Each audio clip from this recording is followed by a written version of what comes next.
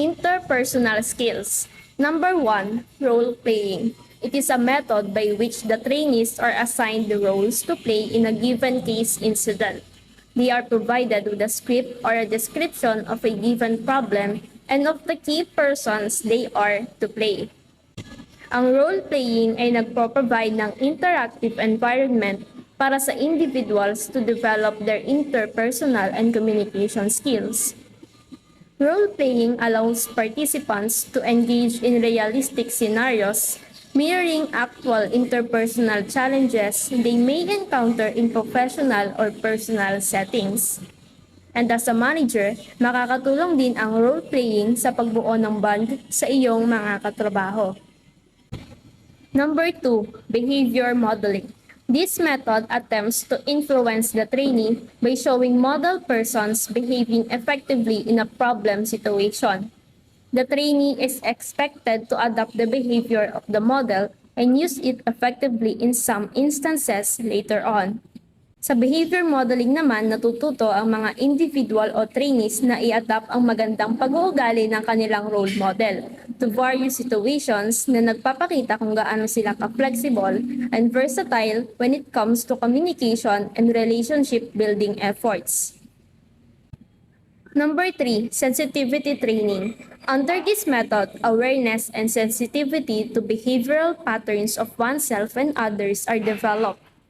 Ang sensitivity training ay isang group training na nakafocus on making employees and employers to be aware of their attitudes and behaviors and help them learn the emotional responses of others and manage their impulses accordingly. Number 4, transactional analysis. It is a training method intended to help individuals not only understand themselves and others, but also improve their interpersonal communication skills. It requires us to be aware kung ano ang nararamdaman natin, how we think and behave during interactions with others. Nakapaloob dito ang pag-unawa ng tao sa tungkuling ginagampanan niya during interpersonal communication.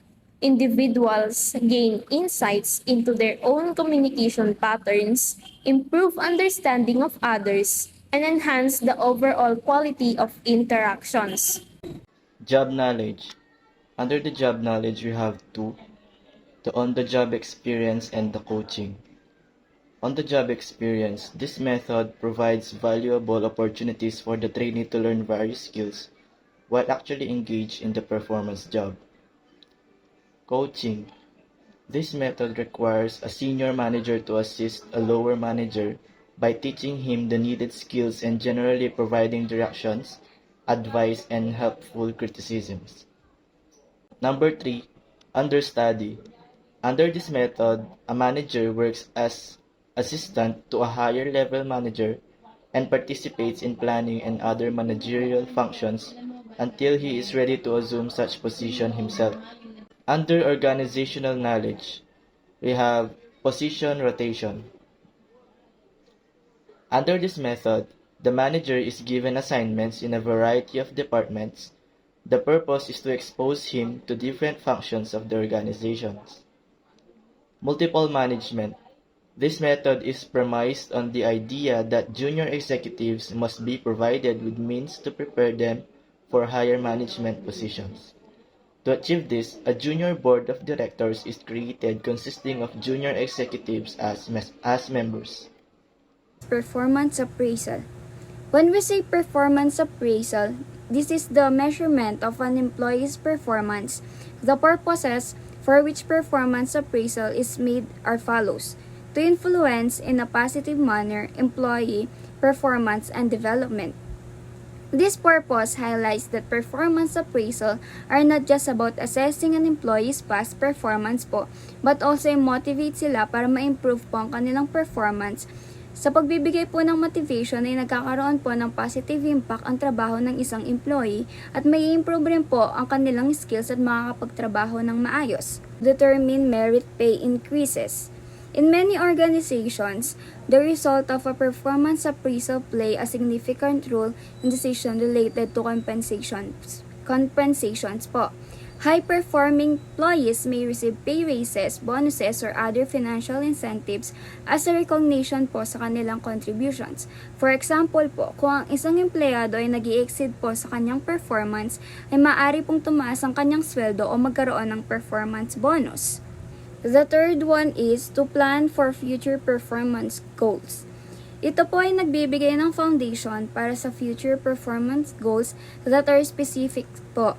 These goals should be aligned with the organization's object. For example, ang isang company ay magsiset ng isang goal to increase their sales revenue by a certain percentage over the next year po. And the fourth one is to determine training and development needs. This is through performance appraisal. Ang isang manager po ay ma-identify niya kung saang area or employee ang kailangan ng additional training or coaching. Example ay kung ang isang employee ay kailangan ma-improve ang performance skills niya, ang isang company maaring mag-conduct ng isang relevant training seminars or courses. And the last one is to assess the promotional potential of employees. This can help para sa potential employee na maaring maging suitable para sa isang promotion. Kung ang isang empleyado ay nag-e-exceed sa kanyang performance skills at consistently demonstrates leadership skills, they may be considered for a promotional to a managerial role po. Overall, ang performance appraisal ay isang malawak po na process that serves po as a variety of critical functions in a company. Hindi lamang po ito about sa pag-rate sa isang empleyado, but also about encouraging improvement, aligning with business goals, and making fair salary and career advancement decisions. Next one is ways of appraising performance. And under this is rating scale method, where each trait or characteristics to be rated is represented by a line or scale on which the rater indicates the degree to which the individual possesses the trait or characteristics. Ang rating scale method po ay isang performance appraisal technique that involves identifying specific traits or characteristics such as communication skills or problem-solving abilities and assigning them a numerical or Likert scale. Example, from 1 to 5 or 4 poor to excellent. Ang purpose nito ay upang ma-assess ang kakayahan ng isang empleyado sa kung ano ang maaari niya pang ma-improve sa kanyang work performance. And the next one is essay method. When we say essay method, this is where the evaluator composes statements that best describe the persons evaluated. Ang essay method po ay isang performance appraisal technique na kung saan ang isang evaluator, na karaniwan po ay isang manager or supervisor, will write a detailed narrative about the employee being evaluated. This method po provides a comprehensive and descriptive assessment of the employee's performance, strengths, weaknesses, and contributions po. Ang evaluator po will review the employee's jobs, responsibilities, performance objectives, and other relevant information before writing the essay.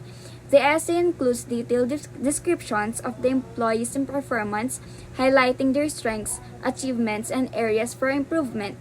The essay can include po some recommendations for future development, katulad na lamang po ng areas for training or development, opportunities for growth, or suggestions for setting goals. For management by objectives method, where specific goals are set collaboratively for the organizations as a whole, for various subunits, and for each individual member, individuals are then evaluated on the basis of how well they have achieved the results specified by the goals. Ang management by objective methods po ay setting performance management approach na nakafocus po sa setting and achieving specific, measurable objectives and goals. Kabilang po dito ay ang pagkakaroon po ng isang goal, agreement, and commitment, monitoring and progress tracking, evaluation, and feedback po. Center method, where one is evaluated by persons other than the immediate superior. This method is used for evaluating managers. The assessment center method po is a systematic approach for evaluating employees' competencies, skills, and potential. Ang mga trained evaluators ang titingin at mag-a-assess about employees as they complete various tasks. Ang process po ay magsisimula by identifying key competencies and skills relevant to the job or role being assessed.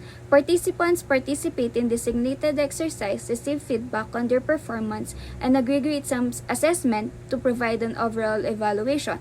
This comprehensive and neutral assessment assists organizations in making knowledge choices about promotions, leadership development, and succession planning. Checklist method, where the evaluator checks statements on a list that are deemed to characterize an employee's behavior or performance. Ang checklist method po ay isang structured performance appraisal method na kung saan ang isang evaluator po ay gagawa ng isang checklist with relevant criteria for an employee's behavior, skills, or performance. The evaluator po will review employee's performance, check the most applicable statements, aggregate the results, and provide feedback. Work standards method, where standards are set for the realistic worker output and later on used in evaluating the performance of non-managerial employees. The work standards method is a performance appraisal approach po used to assess non-managerial employees' performance. Kabilang po dito ay isang specific standards for expected output and performance in their roles, which serve as a benchmark for individual performance. Regular performance evaluation against these standards, such as observations, quantitative measurements, or quality assessments, are conducted po. Feedback and assessment help employees na maintindihan kung ano pa po ang mga kailangan nilang ma-improve sa kanilang work performance. The formal performance appraisal process use gathered data upang malaman kung ang performance po ng isang employee ay nag-i-exceed or falls below the work standards po. Kung isang employee po ay nag-i-exceed sa standard, they may be recognized and rewarded po. Ranking method, where each evaluator arranges employees in rank order for the best to poorest. Ang ranking method ay kung saan ang mga empleyado ay nakarank based on their performance. Kabilang po dito ang list of employees, criteria for ranking, a ranking process, and a rank order, na kung saan ang highest rank ay kinukonsider po as the best performer, while the lowest rank employee po receive guidance and development plans. This method po helps to identify high potential employees, differentiate performance, and inform succession planning. And for the last one is critical incident method, where the evaluator recalls and writes down specific but not critical incidents that indicate the employee's performance. This involves po to identify and document specific incidents or behaviors that demonstrate an employee's job performance. Nakakatulong po ang mga paraang ito upang ma-provide ang specific tasks and detailed feedback focusing on behavior and outcomes. The evaluator records the details of each incident, categorizes them into performance dimensions, and provides feedback based on these incidents.